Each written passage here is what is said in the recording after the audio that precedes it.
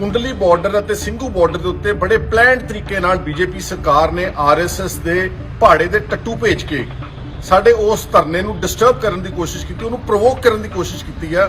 ਔਰ ਬੀਜੇਪੀ ਦਾ ਬੜੇ ਅਰਸੇ ਤੋਂ ਇਹ ਗੇਮ ਪਲਾਨ ਹੈ। ਜਿਹੜੇ ਪੇਡ ਨੌਜਵਾਨ ਨੇ, ਇਹਨਾਂ ਦੇ ਹੱਥ ਟੋਕੇ ਏਜੰਟ, ਉਹ ਆਣ ਕੇ ਪੱਥਰਬਾਜ਼ੀ ਕਰ ਰਹੇ ਨੇ, ਲੰਗਰ ਉਖਾੜ ਦਿੱਤਾ ਔਰ ਜਾਣਬੁੱਝ ਕੇ ਉਹ ਧਰਨਾਕਾਰੀਆਂ ਨੂੰ ਉਕਸਾ ਰਹੇ ਨੇ ਕਿ ਇਹ ਸਾਡੇ ਤੇ ਵਾਪਸ ਹਮਲਾ ਕਰਨ। ਬੀਜੇਪੀ ਦੀ ਸਰਕਾਰ ਏਡੀ ਬੁਖਲਾ ਗਈ ਆ ਕਿ ਉਹ ਹੁਣ ਸਟੇਟ ਸਪਾਂਸਰਡ ਟੈਰਰਿਜ਼ਮ, ਸਰਕਾਰੀ ਅੱਤਵਾਦ ਦੇ ਉੱਤੇ ਉਤਰ ਆਈ ਹੈ। ਤਾਂ ਰਾਕੇਸ਼ ਟਿਕੈਤ ਨੇ ਇੱਕ ਅੱਛੀ ਕਾਲ ਦਿੱਤੀ ਔਰ ਤੁਸੀਂ ਦੇਖਿਆ ਕਿ ਕਿੱਦਾਂ ਮੁਜ਼ੱਫਰਨਗਰ ਦੇ ਵਿੱਚ ਲੱਖਾਂ ਦੀ ਤਾਦਾਦ ਵਿੱਚ ਉੱਥੇ ਕਿਸਾਨਾਂ ਨੇ ਉਹਦੀ ਹਮਾਇਤ ਕੀਤੀ ਔਰ ਰਾਤੋਂ ਰਾਤ ਟਿਕੈਤ ਦੀ ਕਾਲ ਤੇ ਹਜ਼ਾਰਾਂ ਦੀ ਤਾਦਾਦ ਵਿੱਚ ਟਰੈਕਟਰ ਪਹੁੰਚ ਗਏ ਤੇ ਹੁਣ ਬੀਜੇਪੀ ਦੀ ਇੱਕ ਵਾਰ ਫਿਰ ਬੋਲਤੀ ਬੰਦ ਹੋ ਗਈ। ਤਿਰੰਗਾ ਤਾਂ ਲਾਲ ਕਿਲੇ ਦੇ ਉੱਤੇ ਲੱਗਿਆ ਹੋਇਆ ਵਾ। ਵੈਸੇ ਤਾਂ ਇੱਥੇ ਕਹਿਣਾ ਇਹ ਵਾਜਬ ਹੋਵੇਗਾ ਕਿ ਲਾਲ ਕਿਲਾ ਲੀਜ਼ਡ ਆਊਟ ਹੈ। ਹੁਣ ਡਾਲਮੀਆ ਇੱਕ ਬਹੁਤ ਵੱਡਾ ਕਾਰਪੋਰੇਟ ਘਰਾਣਾ ਵਾ, ਬੀਜੇਪੀ ਸਰਕਾਰ ਨੇ ਉਹਨੂੰ ਲੀਜ਼ ਆਊਟ ਕੀਤਾ ਹੋਇਆ ਵਾ। ਜਿਹੜੀ ਪੰਜਾਬ ਦੀ ਝਾਂਕੀ ਨਿਕਲੀ ਉਹਦੇ ਤੇ ਵੀ ਨਿਸ਼ਾਨ ਸਾਹਿਬ ਲੱਗਿਆ ਸੀ। ਉੱਥੇ ਮੋਦੀ ਉਸ ਨੂੰ ਸਲਾਮੀ ਦੇ ਰਿਹਾ ਸੀਗਾ, ਇਹਦਾ ਮਤਲਬ ਮੋਦੀ ਵੀ ਉਗਰਵਾਦੀ ਹੋ ਗਿਆ। ਬੀਜੇਪੀ ਦੀ ਸਰਕਾਰ ਆਪ ਐਂਟੀ ਨੈਸ਼ਨਲ ਹੈ, ਆਪ ਹੁੱਲੜਬਾਜੀ ਕਰ ਰਹੀ ਆ, ਆਪ ਬਦਮਾਸ਼ਾਂ ਗੁੰਡਿਆਂ ਨੂੰ ਲਾਠੀਆਂ ਦੇ ਕੇ ਪੱਥਰਬਾਜੀ ਕਰਾ ਰਹੀ ਆ ਜਾਣਬੁੱਝ ਕੇ ਔਰ ਦੰਗੇ ਕਰਾਉਣਾ ਚਾਹੁੰਦੀ ਆ।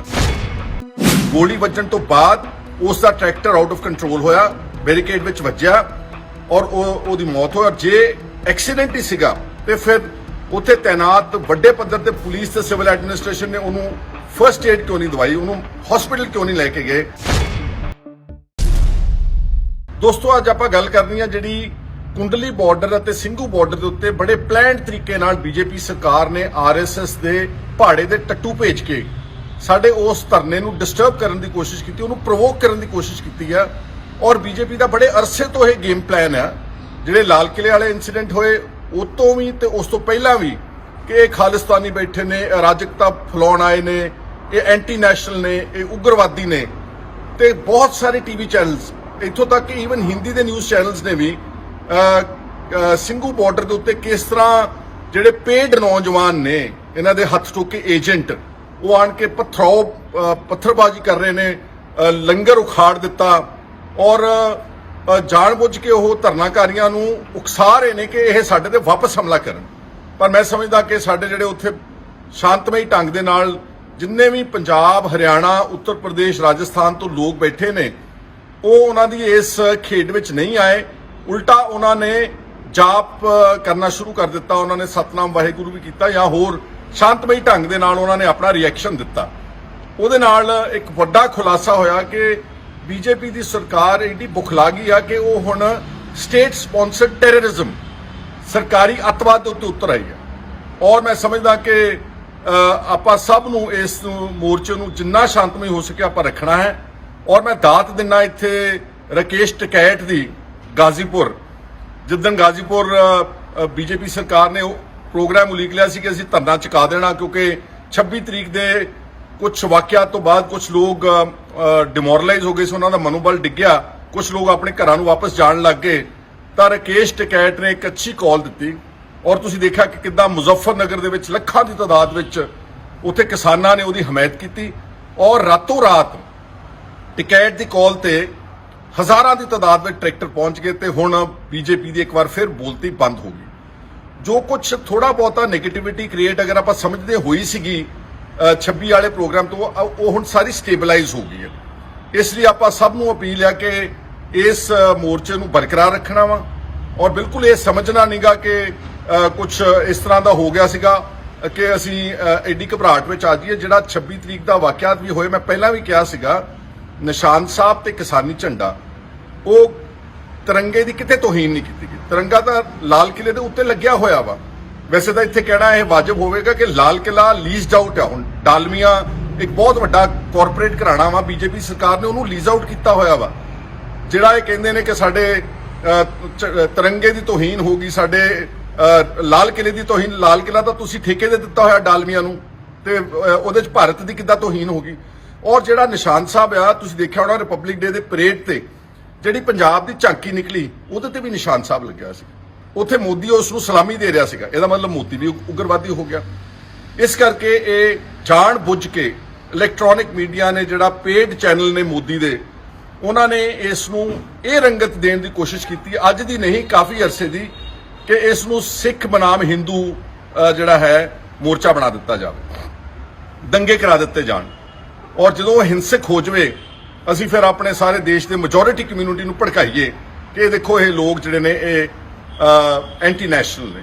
ਅਸਲ ਵਿੱਚ ਜੇ ਕੋਈ ਐਂਟੀ ਨੈਸ਼ਨਲ ਅੱਜ ਸਾਬਤ ਹੋ ਰਿਹਾ ਵਾ, ਉਹ ਮੈਂ ਸਮਝਦਾ ਬੀਜੇਪੀ ਦੀ ਸਰਕਾਰ ਆਪ ਐਂਟੀ ਨੈਸ਼ਨਲ ਹੈ, ਆਪ ਹੁੱਲੜਬਾਜ਼ੀ ਕਰ ਰਹੀ ਆ, ਆਪ ਬਦਮਾਸ਼ਾਂ ਗੁੰਡਿਆਂ ਨੂੰ ਲਾਠੀਆਂ ਦੇ ਕੇ ਪੱਥਰਬਾਜ਼ੀ ਕਰਾ ਰਹੀ ਆ ਜਾਣ ਬੁੱਝ ਕੇ, ਔਰ ਦੰਗੇ ਕਰਾਉਣਾ ਚਾਹੁੰਦੀ ਆ। ਉਹਨਾਂ ਦੀ ਹਰ ਮੁਮਕਿਨ ਕੋਸ਼ਿਸ਼ ਹੈ। ਔਰ ਮੈਂ ਦੇਖਿਆ ਕਿ ਕਾਫੀ ਹੱਦ ਤੱਕ ਜਿਹੜਾ ਨਿਰਪੱਖ ਲੋਕ ਨੇ ਸਾਰੀਆਂ ਕੌਮਾਂ ਦੇ, ਚਾਹੇ ਕੋਈ ਹਿੰਦੂ ਆ, ਚਾਹੇ ਕੋਈ ਮੁਸਲਮਾਨ ਆ, ਚਾਹੇ ਕੋਈ ਸਿੱਖ ਹੈ ਤੇ ਚਾਹੇ ਕੋਈ ਈਸਾਈ ਆ, ਸਾਰੇ ਵਰਗਾਂ ਨੇ ਬੀਜੇਪੀ ਦਾ ਅਸਲ ਗੇਮ ਪਲਾਨ ਜਿਹੜਾ ਉਹ ਸਮਝ ਲਿਆ ਵਾ। ਇਸ ਕਰਕੇ ਸਭ ਨੂੰ ਮੇਰੀ ਅਪੀਲ ਹੈ ਕਿ ਆਪਾਂ ਉਸ ਮੋਰਚੇ ਨੂੰ ਬਰਕਰਾਰ ਰੱਖਣਾ ਔਰ ਉੱਥੋਂ ਵੱਡੀ ਜਿੱਤ ਪ੍ਰਾਪਤ ਕਰਕੇ ਜਾਣੀ ਆ। ਮੇਰੇ ਕੁਝ ਘਰੇਲੂ ਰੁਝੇਵੇਂ ਹੋਣ ਕਰਕੇ ਮੈਂ ਵੱਧ ਤੋਂ ਵੱਧ 1-2 ਦਿਨ ਦੇ ਵਿੱਚ ਉੱਥੇ ਮੋਰਚੇ ਵਿੱਚ ਪਹੁੰਚਣਾ। ਮੈਂ ਗਾਜ਼ੀਪੁਰ ਵੀ ਜਾਊਂਗਾ, ਮੈਂ ਟਿਕੈਟ ਸਾਹਿਬ ਨੂੰ ਵੀ ਮਿਲੂੰਗਾ, ਉਹਨਾਂ ਨੂੰ ਮੁਬਾਰਕਬਾਦ ਦਿਆਂਗਾ, ਉਹਨਾਂ ਦੀ ਹੌਸਲਾ ਅਫਜ਼ਾਈ ਕਰਾਂਗੇ। ਔਰ ਨਾਲ ਜਿਹੜਾ ਗਾਜ਼ੀਪੁਰ ਬਾਰਡਰ ਤੋਂ ਚੱਲ ਕੇ ਸਾਡਾ ਨੌਜਵਾਨ 24 ਸਾਲ ਦਾ ਨਵਰੀਤ ਦਾ ਪੁਲਿਸ ਨੇ ਕਤਲ ਕੀਤਾ, ਉਸ ਕੇਸ ਨੂੰ ਵੀ ਅਸੀਂ ਫੋਲੋ ਅਪ ਕਰ ਰਹੇ ਹਾਂ। ਉਸ ਦੀ ਪੋਸਟਮਾਰਟਮ ਰਿਪੋਰਟ ਮੈਂ ਤੁਹਾਡੇ ਸਾਹਮਣੇ ਜਗ ਜ਼ਾਹਰ ਕਰ ਦਿੱਤੀ ਸੀ, ਜਿਸ 'ਚ ਲਿਖਿਆ ਕਿ ਉਹਦੀ ਇੱਕ ਇੰਜਰੀ ਠੋਡੀ ਤੋਂ ਲੈ ਕੇ ਤੇ ਉਹਦੇ ਸਿਰ ਵਿੱਚ ਇੰਜਰੀ, ਇਹ ਐਂਟਰੀ ਤੇ ਐਗਜ਼ਿਟ ਪੁਆਇੰਟ ਹੈ, ਜਿਹਦੇ ਨਾਲ ਬ੍ਰੇਨ ਮੈਟਰ ਇਜ਼ ਪੋਰਿੰਗ ਆਊਟ, ਯਾਨੀ ਕਿ ਜਿਹੜਾ ਚਰਬੀ ਹੁੰਦੀ ਦਿਮਾਗ ਦੀ ਉਹ ਸਾਰੀ ਬਾਹਰ ਡਿੱਗੀ ਹੋਈ ਸੀ। ਗੋਲੀ ਵੱਜਣ ਤੋਂ ਬਾਅਦ ਉਸ ਦਾ ਟਰੈਕਟਰ ਆਊਟ ਆਫ ਕੰਟਰੋਲ ਹੋਇਆ, ਬੈਰੀਕੇਡ ਵਿੱਚ ਵੱਜਿਆ ਔਰ ਉਹਦੀ ਮੌਤ ਹੋਈ। ਔਰ ਜੇ ਐਕਸੀਡੈਂਟ ਹੀ ਸੀਗਾ ਤੇ ਫਿਰ ਉੱਥੇ ਤੈਨਾਤ ਵੱਡੇ ਪੱਧਰ ਤੇ ਪੁਲਿਸ ਤੇ ਸਿਵਲ ਐਡਮਿਨਿਸਟ੍ਰੇਸ਼ਨ ਨੇ ਉਹਨੂੰ ਫਰਸਟ ਏਡ ਕਿਉਂ ਨਹੀਂ ਦਵਾਈ, ਉਹਨੂੰ ਹਸਪੀਟਲ ਕਿਉਂ ਨਹੀਂ ਲੈ ਕੇ ਗਏ। ਇਹ ਸਾਰੀਆਂ ਗੱਲਾਂ ਦੱਸਦੀਆਂ ਨੇ ਕਿ ਉਦਣ ਵੀ ਬੀਜੇਪੀ ਨੇ ਵਾਅਦਾ ਕੀਤਾ ਸਰਕਾਰ ਨੇ, ਔਰ ਰੈੱਡ ਫੋਰਟ ਦੇ ਅੰਦਰ ਵੀ 3-4 ਗੋਲੀਆਂ ਚੱਲੀਆਂ, ਉਹਦੇ 'ਚ ਇੱਕ ਨੌਜਵਾਨ ਜ਼ਖਮੀ ਹੋਇਆ, ਉਹਦੇ ਪੱਟ ਤੇ ਗੋਲੀ ਲੱਗੀ ਆ। ਤੁਸੀਂ ਸਭ ਨੇ ਦੇਖ ਲਿਆ ਸੋਸ਼ਲ ਮੀਡੀਆ ਤੇ ਕਿ ਉਹਦੇ ਸਾਥੀ ਉਸ ਨੂੰ ਜ਼ੋਰ ਤਰੀਕੇ ਨਾਲ ਕੱਪੜਾ ਬੰਨ੍ਹ ਰਹੇ ਤਾਂ ਕਿ ਖੂਨ ਹੋਰ ਨਾ ਵਗੇ। ਇਹਦਾ ਮਤਲਬ ਬੀਜੇਪੀ ਸਰਕਾਰ ਨੇ ਪੁਲਿਸ ਨੂੰ ਗੋਲੀ ਚਲਾਉਣ ਦੇ ਹੁਕਮ ਦਿੱਤੇ ਹੋਏ ਸੀ। ਸੋ ਆਪਾਂ ਨਵਰੀਤ ਦੀ ਮੌਤ ਤੇ ਕਤਲ ਦਾ ਵੀ ਆਪਾਂ ਹਿਸਾਬ ਕਿਤਾਬ ਲੈਣਾ ਹੈ, ਉਹਦੇ ਇਨਸਾਫ ਦੀ ਲੜਾਈ ਅੱਗੇ ਵੀ ਲੈ ਕੇ ਜਾਣੀ ਆ ਤੇ ਲੜਨੀ ਆ। ਉਹਦਾ ਭੋਗ ਹੈ 4 ਤਰੀਕ ਨੂੰ ਡਿਬਡਿਬਾ ਪਿੰਡ, ਉੱਤਰ ਪ੍ਰਦੇਸ਼ ਵਿੱਚ।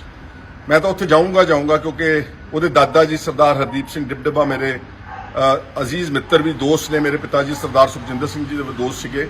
ਪਰ ਮੇਰੀ ਕਿਸਾਨ ਜਥੇਬੰਦੀਆਂ ਨੂੰ ਅਪੀਲ ਹੈ ਕਿ ਜਿੱਦਾਂ ਆਪਾਂ 150 ਕਿਸਾਨ ਨੂੰ ਓਨ ਅਪ ਕੀਤਾ, ਉਹਨਾਂ ਨੂੰ ਆਪਾਂ ਸ਼ਹੀਦ ਕਹਿੰਦੇ ਔਰ ਹੈ ਵੀ ਸ਼ਹੀਦ ਆ, ਤੇ ਨਵਰੀਤ ਦਾ ਵੀ ਉਸ ਸੂਚੀ ਵਿੱਚ ਨਾਮ ਪਾਓ ਔਰ ਭਾਰਤ ਦੀ ਸਰਕਾਰ ਦੇ ਸਾਹਮਣੇ ਮੰਗ ਰੱਖੋ ਕਿ ਇਹਦੀ ਇੱਕ ਨਿਆਇਕ ਜਾਂਚ ਹੋਵੇ, ਟਾਈਮ ਬਾਉਂਡ, ਇੱਕ ਜੁਡੀਸ਼ੀਅਲ ਇਨਕੁਆਇਰੀ ਹੋਵੇ, ਸਿਟਿੰਗ ਜੱਜ ਆਫ ਦੀ ਹਾਈ ਕੋਰਟ, ਜਿਹੜਾ ਸਾਰੀ ਗੱਲ ਨੂੰ ਤੈਅ ਕਰੇ ਕਿ ਉੱਥੇ ਕਿਸ ਨੇ ਗੋਲੀ ਚਲਾਈ ਸੀ, ਤੇ ਅਗਰ ਗੋਲੀ ਦੇ ਨਾਲ ਉਹਦੀ ਮੌਤ ਹੋਈ ਤੇ ਉਹਨਾਂ ਦੋਸ਼ੀ ਪੁਲਿਸ ਵਾਲਿਆਂ ਨੂੰ ਸਜ਼ਾ ਮਿਲਣੀ ਚਾਹੀਦੀ। ਇਸ ਨੂੰ ਆਪਣੇ ਏਜੰਡੇ ਵਿੱਚ ਇਨਕਲੂਡ ਕਰਨਾ ਬਹੁਤ ਲਾਜ਼ਮੀ ਹੈ। ਇੱਕ ਵਾਰ ਫਿਰ ਮੈਂ ਕਹਿਣਾ ਚਾਹੁੰਦਾ ਕਿ ਆਪਾਂ ਆਪਣੇ ਇਸ ਕਿਸਾਨ ਅੰਦੋਲਨ ਨੂੰ ਬਰਕਰਾਰ ਰੱਖਣਾ ਵਾ। ਸਭ ਜਿੰਨੀ ਸਮਰੱਥਾ, ਜਿੰਨੀ ਸ਼ਕਤੀ ਤੁਸੀਂ ਇਹਦੇ 'ਚ ਯੋਗਦਾਨ ਪਾ ਸਕਦੇ ਹੋ, ਇਸੇ ਤਰ੍ਹਾਂ ਪਾਈ ਜਾਣੀ ਆ। ਛੋਟੇ-ਮੋਟੇ ਇਨਸੀਡੈਂਟਸ ਨੂੰ ਬੈਕਡ੍ਰੌਪ ਵਿੱਚ ਰੱਖ ਦਿਓ, ਉਹ ਗੱਲ ਮੁੱਕ ਗਈ ਆ।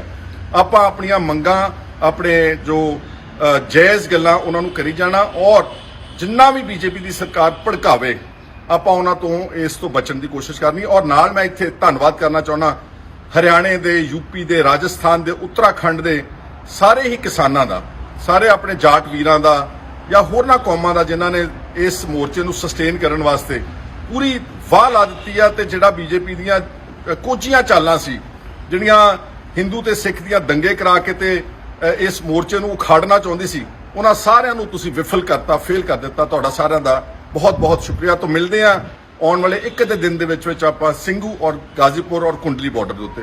ਤੁਹਾਡਾ ਸਾਰਿਆਂ ਦਾ ਬਹੁਤ ਸ਼ੁਕਰੀਆ, ਧੰਨਵਾਦ ਜੀ। ਸਾਡਾ ਹਰ ਇੱਕ ਪ੍ਰੋਗਰਾਮ ਦੇਖਣ ਤੇ ਸਾਡੇ ਨਾਲ ਜੁੜਨ ਲਈ ਸਬਸਕ੍ਰਾਈਬ ਕਰੋ ਚੈਨਲ ਪੰਜਾਬੀ ਤੇ ਨੋਟੀਫਿਕੇਸ਼ਨ ਲਈ ਬੈਲ ਆਈਕਨ ਵਾਲੇ ਬਟਨ ਤੇ ਕਲਿੱਕ ਕਰੋ।